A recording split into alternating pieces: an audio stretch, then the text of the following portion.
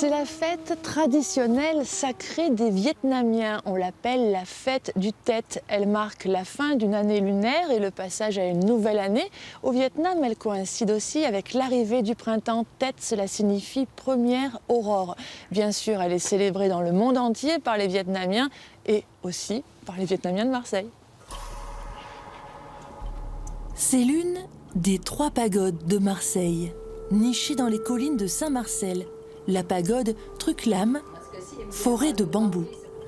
Donc ce soir, c'est le réveillon. Il y a un réveillon ici, à minuit, à la pagode. Oui, c'est ça. Et on le fait avec nombreux fidèles bouddhistes. Normalement, tout le monde peut venir aussi. Le temple bouddhiste vit toute l'année, mais à son propre rythme. Un petit bout de Vietnam où Caroline Hang retrouve les rites, les coutumes de son pays d'origine. Comme cet arbre à souhait, il fleurit dans chaque foyer. En langue vietnamienne, c'est tấn tài tấn lộc. Ça veut dire la prospérité sur l'argent et pour le bonheur. Le bonheur, c'est aussi ce que recherchent les Marseillais, habitués au tumulte de leur ville. Enfin, pour nous à Marseille, c'est un concept de se dire méditer, bouger au ralenti, ressentir un truc qui ne se voit pas, c'est un concept. Et ça vous séduit? Moi, c'est vraiment que je suis séduit par le concept méditation, énergie, ce concept-là que bon, ben, on a un véhicule et qu'il faut s'apprendre à faire autre chose avec ce véhicule. Mais c'est un travail de soi, c'est sûr que. Ouais. Et vous vous sentez bien ici? Ouais, c'est cool. Ouais, t'as pas besoin de boire, t'as pas besoin de fumer, t'as pas besoin de t'énerver. Ça se voit qu'on est calme ici. C'est pas de conflit. Justement, c'est l'heure de la séance de méditation. Et il n'y a pas d'âge pour commencer.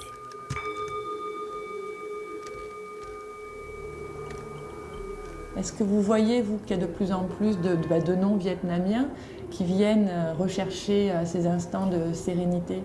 Oui, ils sont intéressés pour notre culture et pour la philosophie bouddhiste. Vous sentez qu'il y a une ouverture? Oui. Ça vous fait plaisir? Oui, ça me fait très plaisir. Pas de fête du Tet sans son célèbre gâteau, le Ban Chung. Alors comment le concocter? C'est ce que vont nous expliquer les amis du Vietnam. Allons-y. Déjà, j'ai du mal à le prononcer. Ban Chung. Ban Chung. Chung, c'est où? Ban Chung. Bref, un gâteau salé, riz gluant, soja, viande de porc, pour symboliser le ciel, le soleil et la terre. Le tout disposé en couches dans des feuilles de latanier. Il faudra 8 heures de cuisson à la vapeur pour qu'il soit juste parfait. En fait, c'est un gâteau qu'on prépare la veille ou quelques jours avant pour que le jour de la fête du Tet, les femmes ne travaillent pas, messieurs. Je pense qu'on a besoin de tradition, de base. On revient toujours à nos racines. On en est à la 4e génération. Les gens sont arrivés à partir des années 50, lors de l'indépendance du Vietnam côté français, enfin du Vietnam Nord, 55 après Dien Bien Phu. Mais après, il y avait la guerre au sud contre les Américains.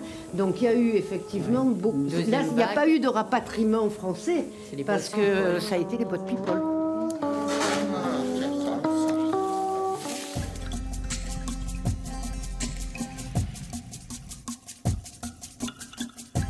Bienvenue à l'école Vinh Lang, l'école des arts martiaux vietnamiens. Évidemment, ici aussi, on prépare la fête du Tet et l'invité d'honneur ne devrait pas tarder à faire son apparition car pas de fête de Tet sans licorne.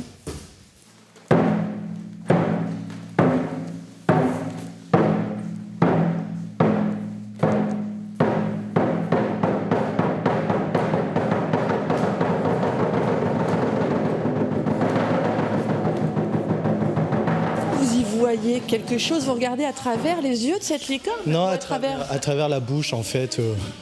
On voit plus au niveau des pieds, on devine le placement. Et après, ça se fait en ressentant aussi la tête de la licorne, son partenaire derrière aussi qui nous guide sur les mouvements.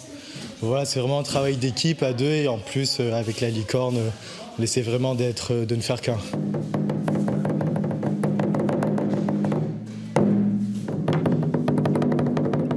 Une chorégraphie acrobatique et ancestrale. La danse de la licorne se découpe en 3 temps. L'animal légendaire s'éveille, se nourrit, et puis entre en transe.